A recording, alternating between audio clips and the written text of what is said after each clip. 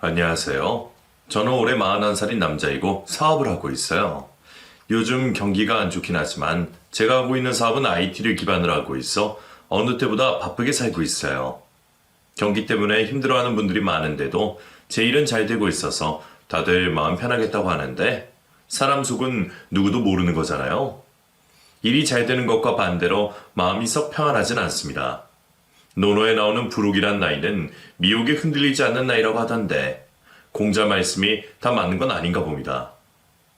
남자도 속풀이가 필요한 사람이에요. 그래서 제가 이곳을 찾았고 부디 모든 걸 털어놓은 뒤엔 저도 마음 잡고 살아갈 수 있기를 간절히 바라고 있어요. 그럼 제 이야기를 시작해 볼게요. 집안에 여자가 잘 들어와야 한다는 말을 여기 실화사연을 구독하면서 알게 되었어요. 저는 한 번도 그런 말을 들어본 적이 없었거든요.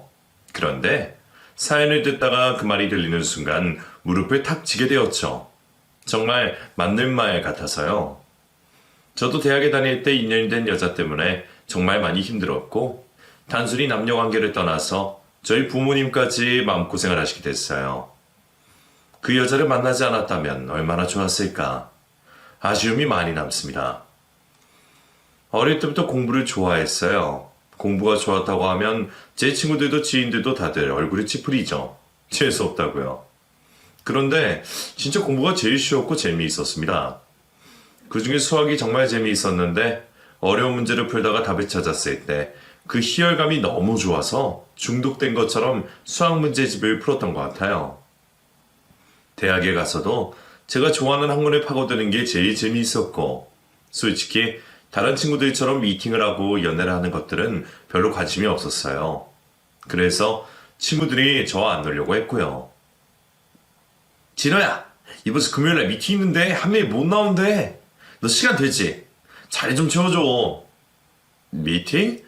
나 그런 거 안 하잖아. 니들끼리 해. 아, 자식도 답답하게 보내. 그냥 자리만 채워줘. 아, 네가 앞뒤 꽉 막힌 놈이지만 피지컬이 좋잖아. 어? 여자애들 뻑갈 텐데. 아, 싫어. 나 스터디 가야 돼. 맨날 하는 공부는 지겹지도 않냐? 지겹긴 왜 지겨워? 재밌기만 한데. 이 자식 아무리 생각해봐도 고자 같아, 고자. 너희 시집고 해.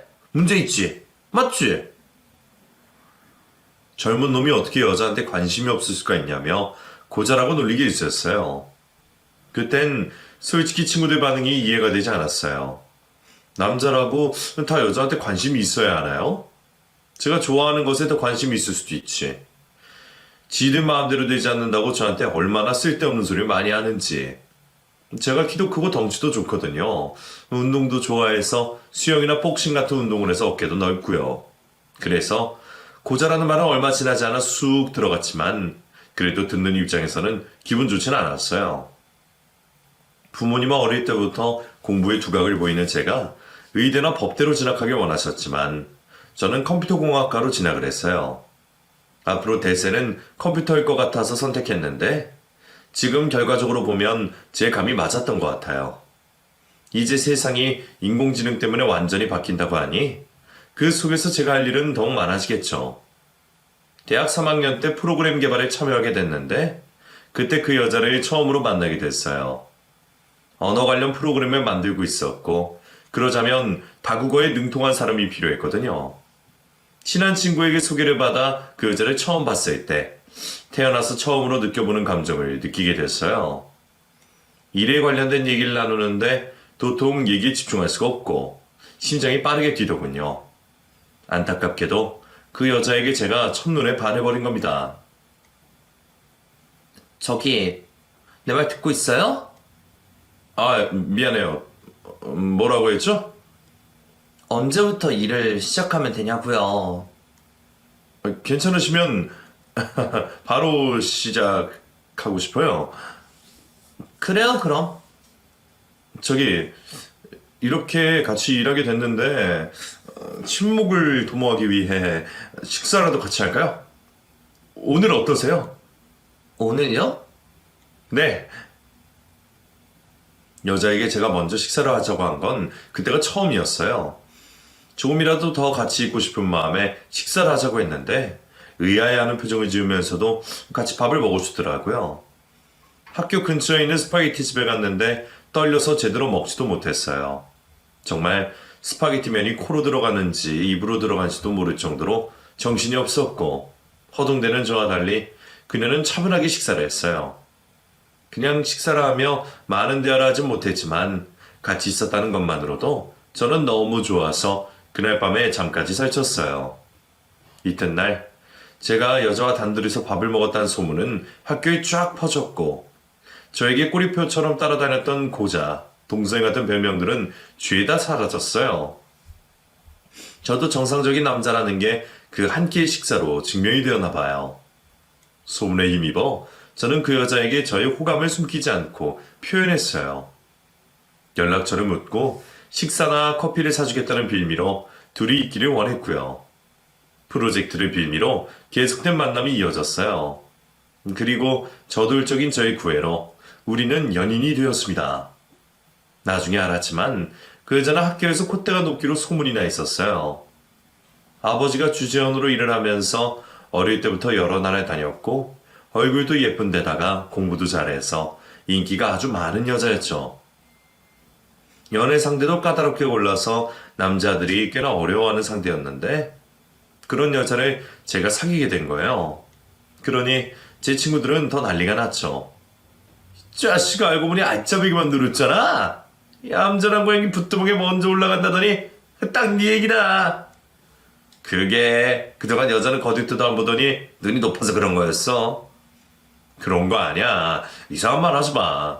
아니 이게 뭐가 아니냐? 그 콧대 높은 여왕을 어떻게 꼬신 거야? 비법 있으면 우리도 좀 알려줘. 맞아. 좋은 건 자고로 나눠야지. 우리도 알려줘. 그런 거 없어. 자꾸 헛소리도 할 거야.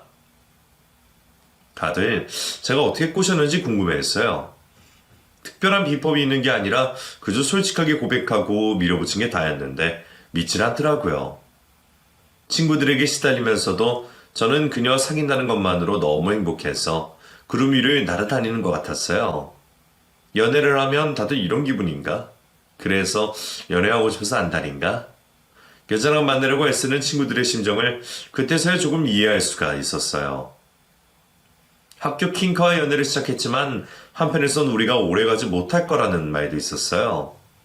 제가 워낙 연애 쪽으로는 젬병이라 눈치도 없거니와 그 여자는 연애를 해도 100일을 넘기는 경우가 잘 없었던 모양이었어요. 그러니 다들 저도 100일 잔치하고 헤어질 거라고 말들이 많았지만 의외로 저와 그 여자는 헤어지지 않고 계속 인연을 이어갔어요. 우리는 대학을 졸업한 이후에도 계속 같이 일을 했어요. 제가 스타트업 회사를 차렸는데 그 일을 같이 하게 됐거든요. 아니, 제가 같이 하자고 했어요. 학교 다닐 때부터 함께 작업했던 일이라 이해도가 높았고 같이 일하면 합도 잘 맞았기 때문에요. 밑바닥부터 하나씩 벽돌 쌓듯이 해나가야 하는 일이라 처음에는 많이 바빴어요. 주로 저는 외근 위주로 일을 했고 내근은 여자친구가 맡아 해줬는데 점점 일이 많아지니 버거운지 힘든 내색을 비췄어요. 우리 지금 제대로 하고 있는 거 맞아? 지금 졸업하고 몇 년째 하는데 여전히 바닥이잖아. 사업이란 게 원래 그래. 그렇다고 지금 포기하면 정말 남는 것도 없고. 나는 아무리 생각해도 이건 아닌 것 같아. 자기 아버지 밑에 들어가서 일하면 금방 클 건데 굳이 이렇게 해야 돼? 나랑 아버지랑 분야가 다르잖아. 우리 이런 얘기 몇 번이나 한 것 같은데. 아니 나는 걱정돼서 그렇지. 조금만 참아줘. 어?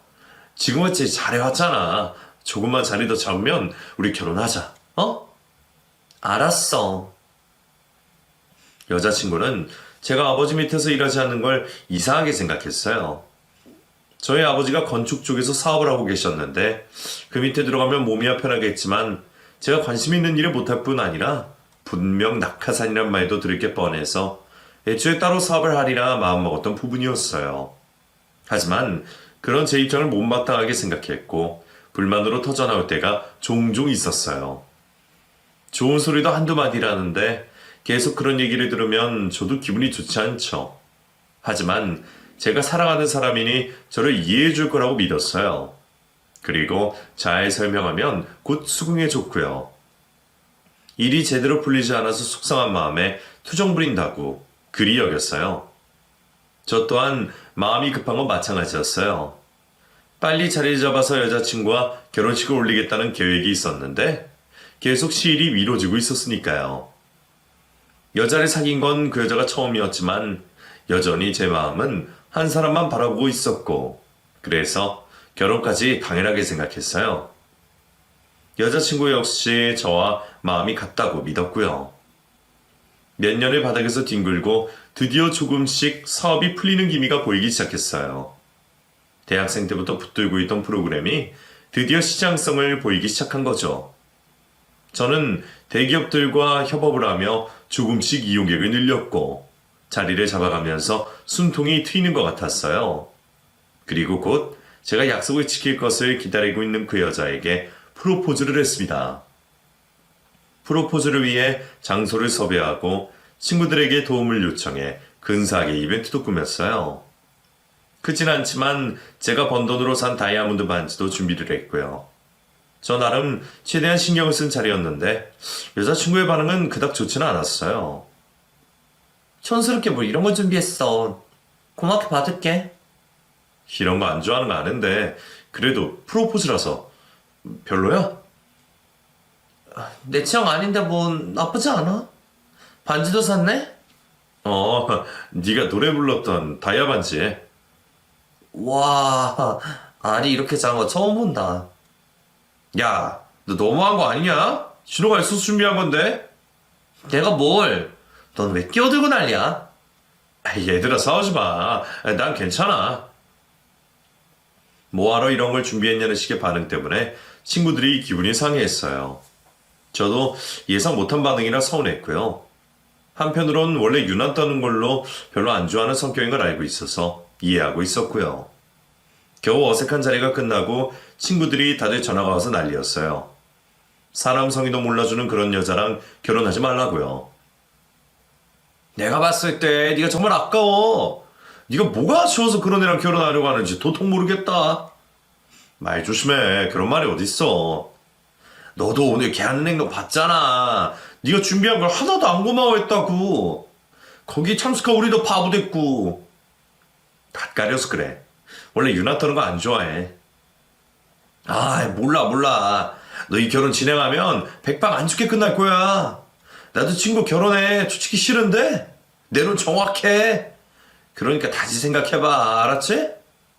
아닌 말로 걔 볼 거 뭐 있냐? 어릴 때 해외 좀 다녀온 거 말고는 걔네 부모님 친구도 신불이야. 너 몰랐지? 나도 알고 있어. 그러니까 이제 그만해. 여기서 너 손 넣으면 나는 안 본다. 아이고 이 호구 자식. 친구는 제3자의 시선으로 곁에서 본 걸 저에게 얘기해줬지만 제가 결혼을 결정한 데엔 그 여자의 배경 같은 건 전혀 들어가지 않았어요. 평생 내가 사랑할 수 있는 사람이고 함께하고 싶은 사람이라 결혼을 결정했으니까요. 부모님도 저의 이런 결정을 받아주셨고 선입견 없이 그 여자를 봐주셨고요. 우리는 예정대로 결혼식을 진행했어요. 결혼식 날 웨딩드레스를 입은 그 여자의 모습이 너무나 눈이 부셨고 저는 행복하기만 했습니다. 결혼해서 우리는 잘 살 거라고 아들, 딸 낳고 행복하게 살 거라고 믿어 의심치 않았어요. 결혼 후에도 우리는 여전히 같이 일을 했어요. 일이 더 바빠져서 아내도 쉬는 날 없이 출근해야 했기에 본가에 잘 가지도 못했어요. 게다가 낯가리는 사람이라고 했잖아요. 시어머니인 저희 엄마께도 살갑게 다가가지 못하는 성격이라 신혼 초에는 부모님과 아내 사이에 서먹함이 꽤나 오래 갔어요.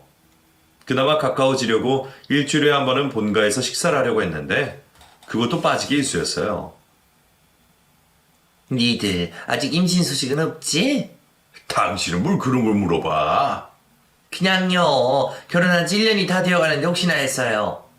엄마, 손주 보고 싶으세요? 당연하지. 얼른 니들 닮은 아이 보고 싶지. 저는 당분간 아예 안 낳을 생각인데요. 뭐? 새아기 그게 무슨 말이니? 진호야, 너희끼리 얘기가 된 거야? 네? 그게 진호 씨 회사 이제 자리 잡아가는데 제가 빠지면 힘들 거예요. 당분간 회사도 키워놓고 나중에 나을게요, 어머님. 그래도 뭐든 다 때가 있는 법인데 아이 낳는 건 저희 일이니까 저희에게 맡길세요, 어머님, 아버님. 오랜만에 같이 하는 저녁 식사 자리에서 나온 얘기였어요. 단호하게 말하는 아내의 말에 부모님이 많이 당황해 하셨고 저 역시 마찬가지로 많이 놀랐죠. 저 어떤 상의도 하지 않았었고 더욱이 저는 바로 아이를 가질 생각도 있었기에 마음이 상해버렸어요. 부모님도 마음이 상했었는지 말을 아끼시는 모습에 일찍 자리에서 일어날 수밖에 없었죠. 저는 집에 돌아오는 길에 아내에게 화를 냈어요. 그렇게 중요한 얘기를 왜 혼자서 결정하고 하는 거야? 나하고는 의논하지 않았잖아. 의논하지 않아도 서로 어느 정도 암묵적으로 이해하는 부분 아니야?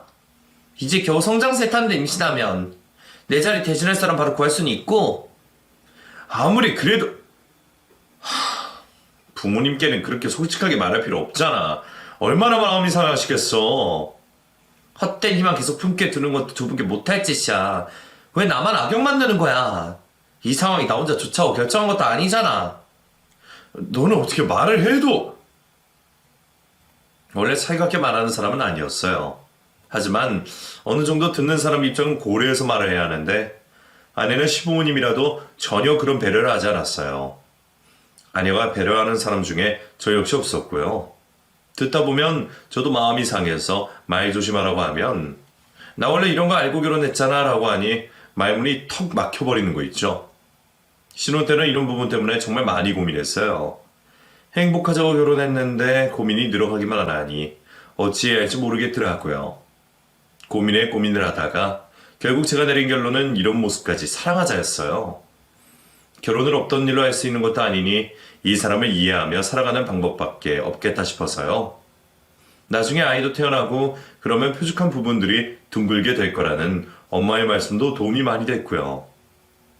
결혼을 했다 뿐이지 결혼 전과 크게 다르지 않은 일상들이 계속됐어요. 회사 일 때문에 여전히 바빴고 정신이 없었는데 본가에 생각지도 못한 일이 생기고 말았어요. 아버지의 회사가 경제난 때문에 부도가 나고 만 거예요. 오랫동안 동업을 해오던 지인분이 있었는데 회사가 어려워져 수입이 줄자 회사 공금을 들고 도망을 간 일이 벌어졌어요. 건설 쪽 경기가 어려워져 안 그래도 힘든 상황인데 그런 일이 겹치게 되자 아버지는 버틸 수가 없게 됐고 결국 부도가 나버렸어요. 어머니는 그 충격에 몸져 누우셨고 아버지는 조금이라도 손해를 줄이기 위해 백방으로 뛰어다니시며 집에도 잘 들어오지 못하게 되셨어요. 상황이 그리 되자 저라도 아버지를 도와드려야 했어요. 자금을 얼마간이라도 끌어와 급한 물은 끄려고 했더니 아내가 반대를 했습니다. 아버지 힘드신데 우리 아파트 담보로 대출 좀 내자. 어차피 결혼할 때 아버지가 해주신 거니까 이거 아버지 거나 마찬가지야. 그게 무슨 소리야? 당신 이름으로 해주셨으니까 우리 돈이지. 뭐가 아버님 돈이야. 지금 집도 다 경매로 넘어가셨대. 당장 지내실 곳이라도 마련해 드려야지. 그래서 이 집을 담보로 대출 내겠다는 거야? 절대 안 돼. 나 용납 못해. 여보. 이참에 나도 할 말 해야겠어. 나 계속 생각해봤는데 이건 아닌 것 같아. 그냥 우리 이혼해. 뭐? 뭐래? 나 구질구질하게 못 사는 거 알잖아. 내가 왜 당신이랑 결혼했는데. 왜 했냐니? 당연히 우리 사랑하니까 한 거지. 사랑? 웃기고 있네. 나도 돈 보고 한 거야. 집안에 재산 좀 있는 것 같아서. 뭐라고? 그게 무슨 말이야? 순진하기는. 왜 말귀를 못 알아들어? 자식된 도리로서 부모님이 어려운 상황에 닥치셨는데 발벗고 나서는 건 당연한 거 아닙니까? 만약 처가에 문제가 생겼다면 그때도 저는 당연히 나서서 도와드렸을 겁니다. 그런데 아내는 아니 그 여자는 거지 같은 집구석이라는 말로 저와 이혼하겠다는 겁니다. 너무나 황당하고 기가 막힌 일이었어요. 아버지 일을 수습하려면 한 푼이라도 아쉬운 상황에 그 여자는 이혼을 고집하고 재산분할까지 요구하며 저를 힘들게 했어요. 자신이 회사를 키우는데 일조했다며 회사 지분 절반을 요구했고 나머지 재산도 절반을 요구했어요. 물론 회사에 기여를 한 게 있지만 업무상으로 따지자면 절반이나 요구하는 건 얼토당토하는 일이었습니다. 제가 거의 대부분의 운영을 했으니까요. 거기다 집까지 해. 결혼할 때 혼수를 이용한 사실이지만 집을 살 때는 저희 아버지가 돈을 다 주셨어요. 그런데도 집값의 절반이나 요구하더군요. 돈에 미친 여자 같았어요. 저는 도저히 아내의 요구사항을 들어줄 수가 없었어요. 무엇보다 우리가 이렇게 헤어진다는 게 이해도 되지 않았고요. 그래서 마음을 돌리기 위해 애를 썼습니다. 잘 나가던 시댁에 갑자기 무너지고 살고 있던 아파트를 담보 접혀서 대출을 낸다고 하니 그 모든 상황이 압박으로 느껴질 수도 있는 거잖아요.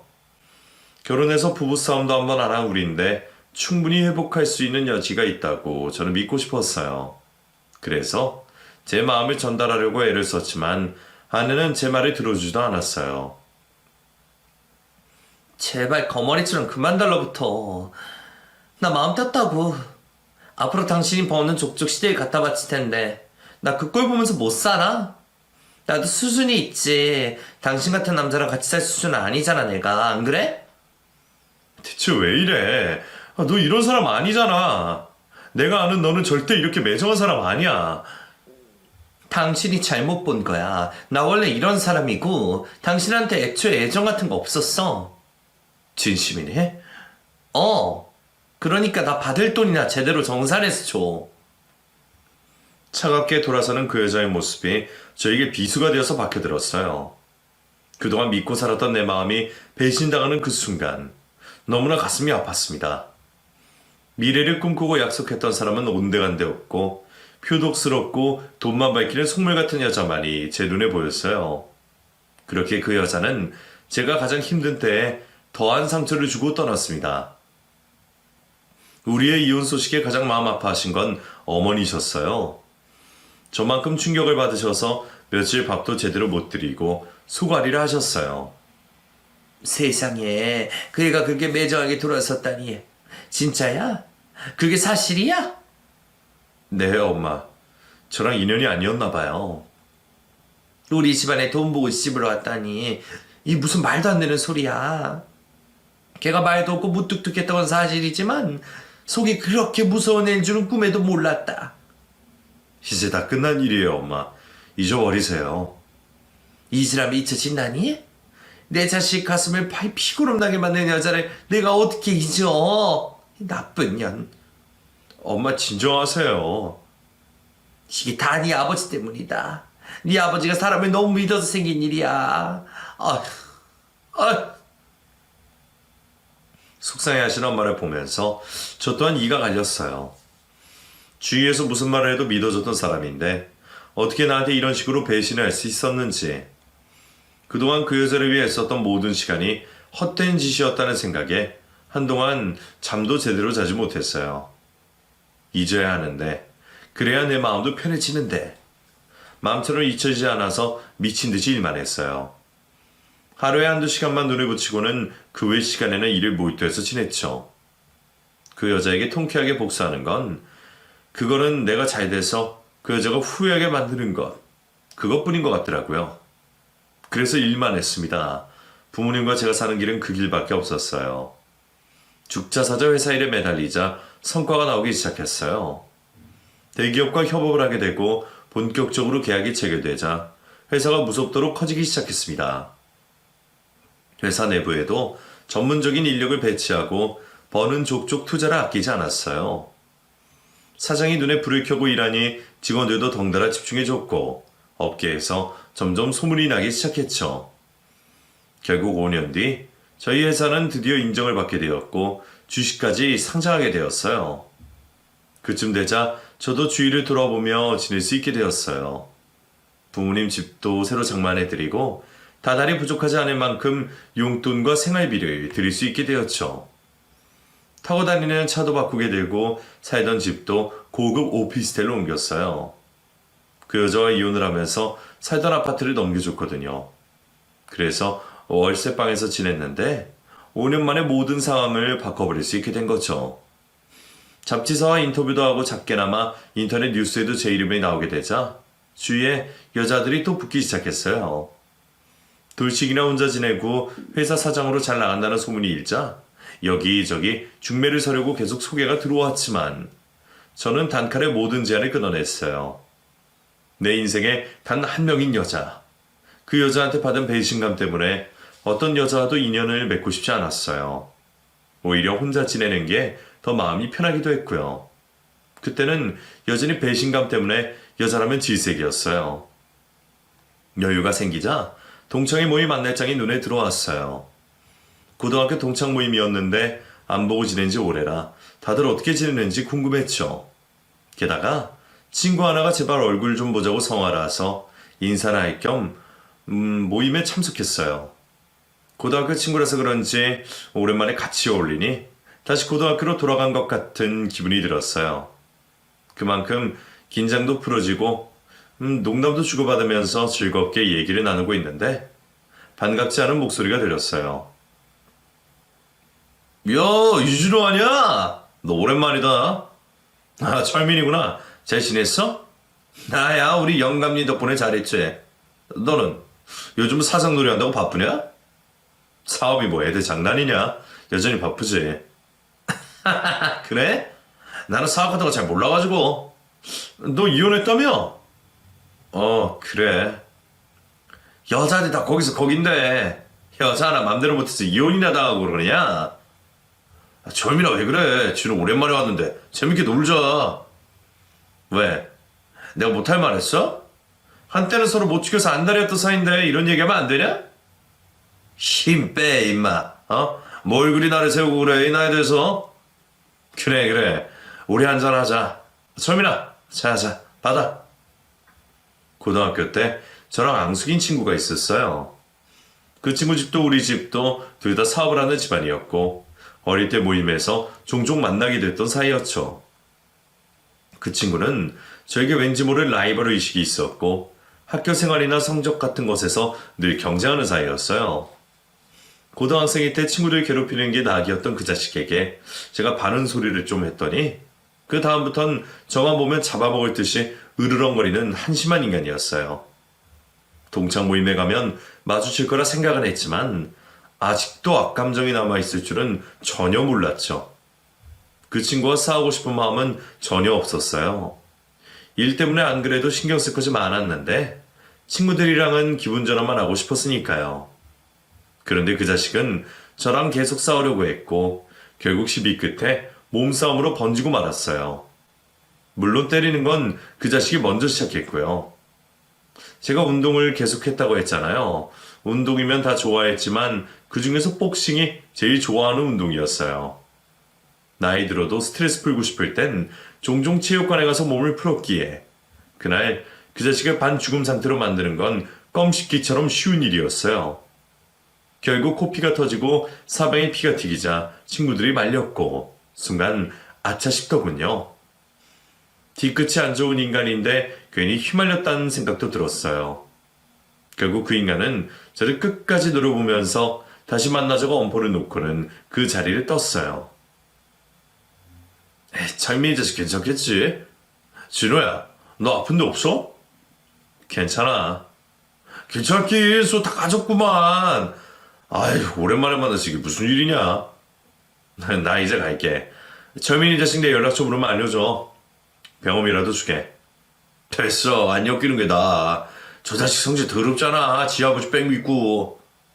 아직도 그러고 다니냐? 아휴, 발자 좋은 새끼. 나 간다. 그래, 조심해서 가. 자리를 뜨면서 기분이 찝찝했어요. 친구 말대로 뒤끝이 안 좋은 녀석이라 혹시나 내 주변 사람들에게 해코지 할까봐 걱정도 됐고요. 같이 일하는 것도 아니니 얼굴 마주할 일은 없지만 왠지 기분이 좋지가 않았어요. 그냥 참을 걸 그랬나 싶은 후회도 됐고요. 제발 아무 일 없이 넘어가길 바랬는데 아니나 다를까 정말 피하고 싶은 상황을 맞닥뜨리고 말았어요. 친구 하나가 늦은 결혼을 하게 돼서 청첩장을 준다며 자리를 마련했어요. 저랑 오래된 친구라 바쁜 스케줄 중에도 참석을 했는데 한창 분위기가 무르익을 때 그 철민이라는 자식이 나타난 겁니다. 세상 느긋한 걸음으로 거만하게 나타났는데 그 옆에는 웬 여자를 하나 끼고 왔더군요. 무심하게 보고 있자니 여자가 낯이 익었어요. 그리고 그건 누군지 알아보고는 두통이 밀려왔어요. 그 여자가 제 전처였거든요. 이야, 진호, 요즘 자주 본다. 너 사업 때문에 바쁘다더니 순 뻥인 거야? 안 바쁜 거 같은데? 아무리 바빠도 친구 볼 시간은 있어. 그래? 아, 참. 여기 인사해. 내가 요즘 만나는 아가씨. 안녕하세요. 네, 처음 뵙겠습니다. 전처는 제 얼굴을 보면서 흠칫 놀라더니 처음 보는 사람처럼 인사를 하더군요. 속으로는 비웃음이 났지만 저도 모른 척하며 인사를 했어요.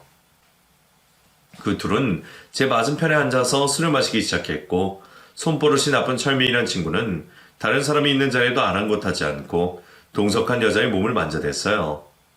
그 모습을 고스란히 보고 있는 저는 역겨워서 속이 뒤틀렸고요. 처음에는 저를 의식하던 전초도 술이 들어가서 그런지 곧 경계심을 잃고 그 친구와 놀아나는데 볼수록 제가 몰랐던 모습이 보여서 깜짝깜짝 놀랐어요.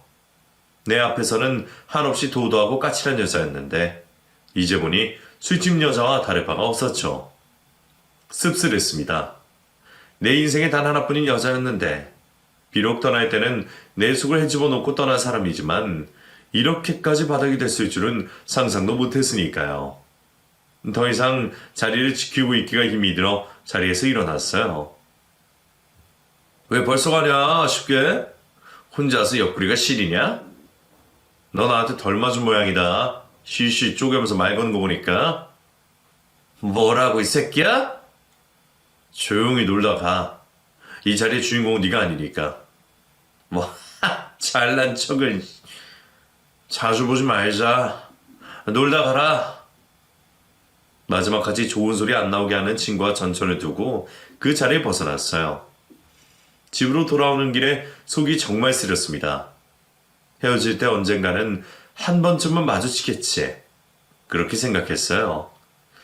그런데 그날 그 자리에서 그런 모습으로 보게 될 거라는 건 전혀 예상하지 못한 만남이었고 그리 유쾌하지도 않았어요. 인연이라는 게 참 유지경이다 싶었어요. 다시는 마주치고 싶지 않았어요. 그런데 며칠 후 전처가 저를 찾아왔더군요. 제가 초대를 하지도 않았는데 말입니다. 네가 무슨 낯짝으로 여길 찾아와? 나도 오고 싶어서 온 거 아니야. 할 말 있어서 왔어. 뭔데? 나 철민 씨랑 결혼하고 싶어. 그러니까 우리 사이 절대로 철민 씨가 하면 안 돼. 입 닫고 있어.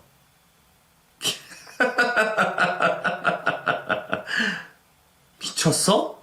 왜 웃고 난리야? 내청고 철민이랑 결혼하겠다는 전처의 말을 듣고 웃음부터 났어요. 아무리 돈이 좋아도 그렇지 사람 보는 눈이 이렇게 없나 싶은 것이 한심스럽게 그지없더군요. 내 말 알아들었지? 웃지만 말고 대답을 해. 철민이도 돈이 많아서 결혼하려고 하는 거냐? 그래서 뭐? 철민이 총각 아니야. 철민이 이혼만 3번이야. 뭐? 왜 이혼했는지 알려줄까? 너 모르지? 이혼할 수도 있지. 나도 이혼했는데. 글쎄 그냥 헤어진 거 아닌데? 뭐야? 불안하게 왜 이래?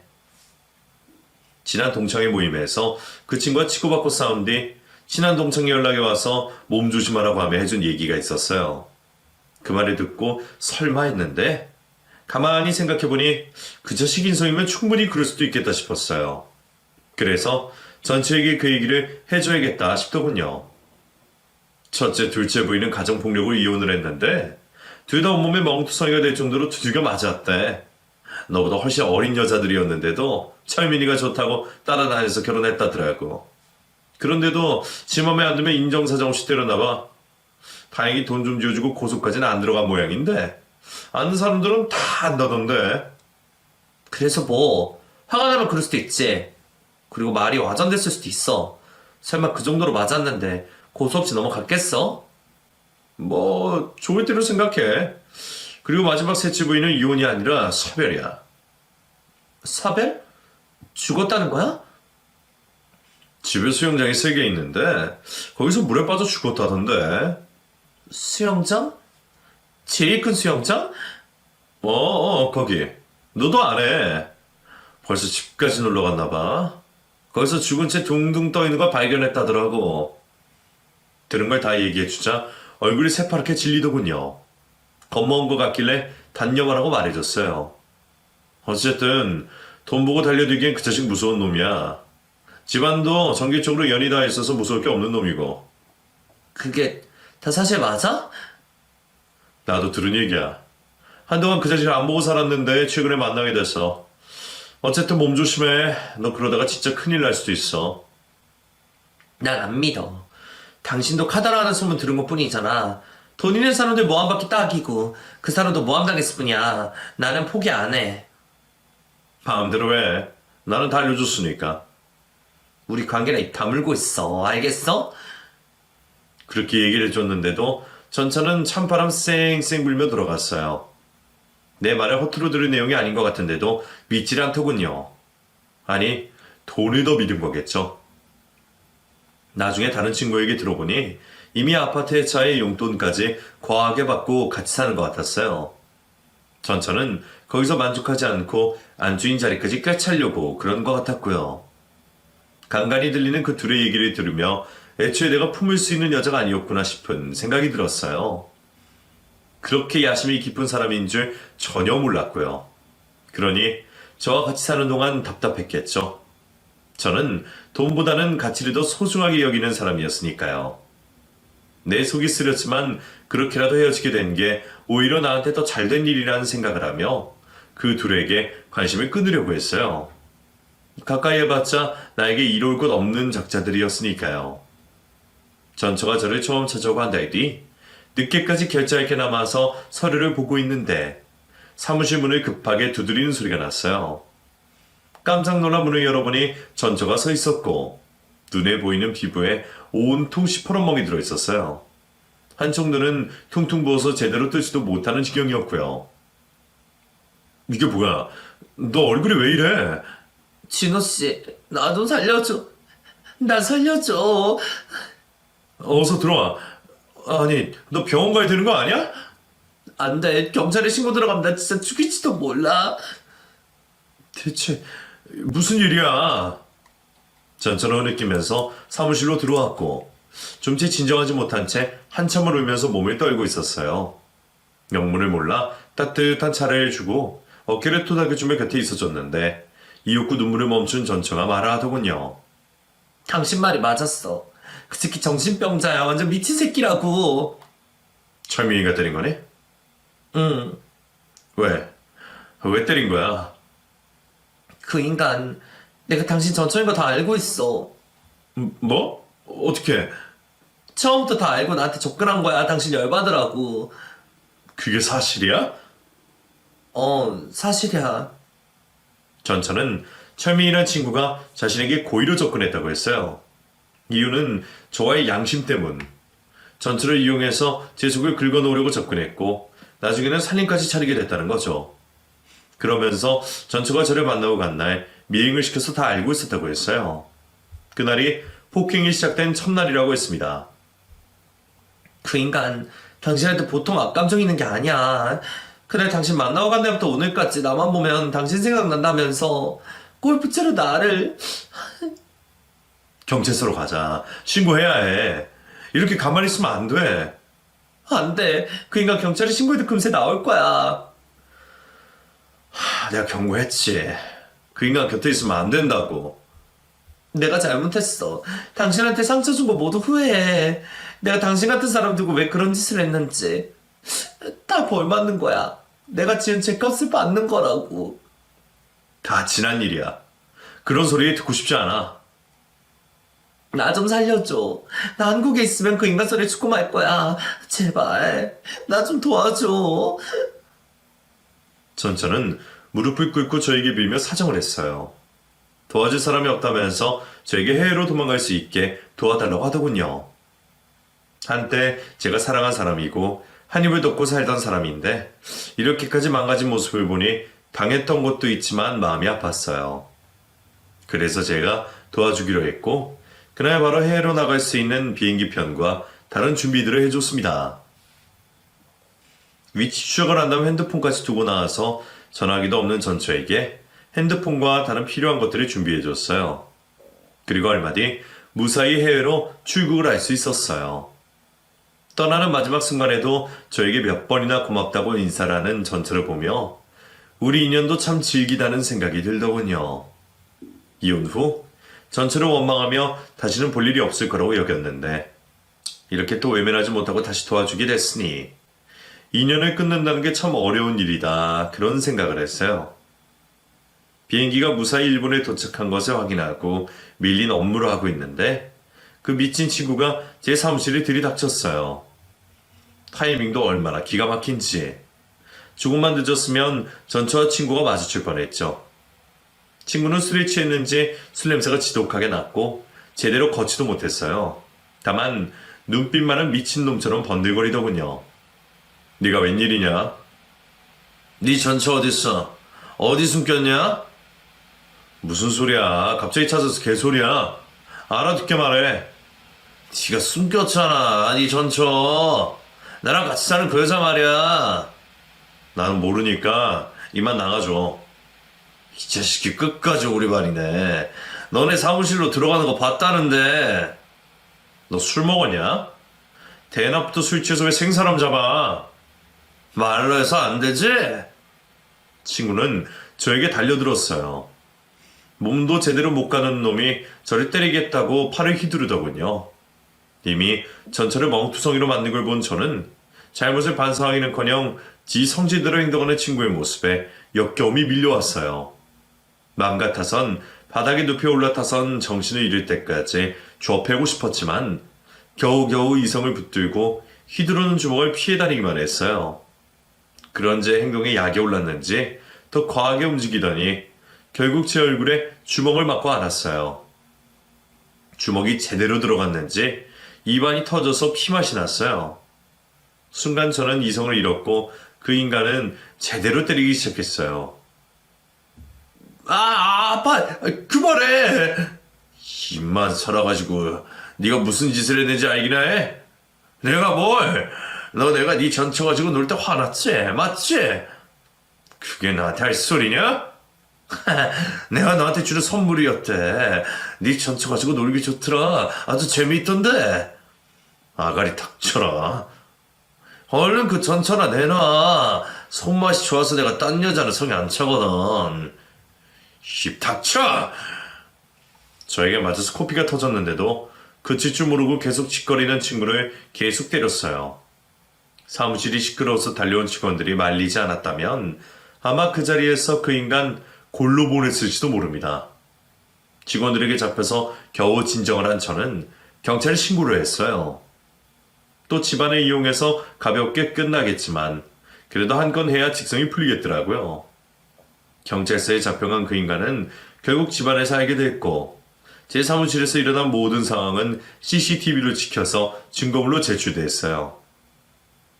빼도 박도 못한 상황이 되자 저에게 합의를 하자고 하더군요.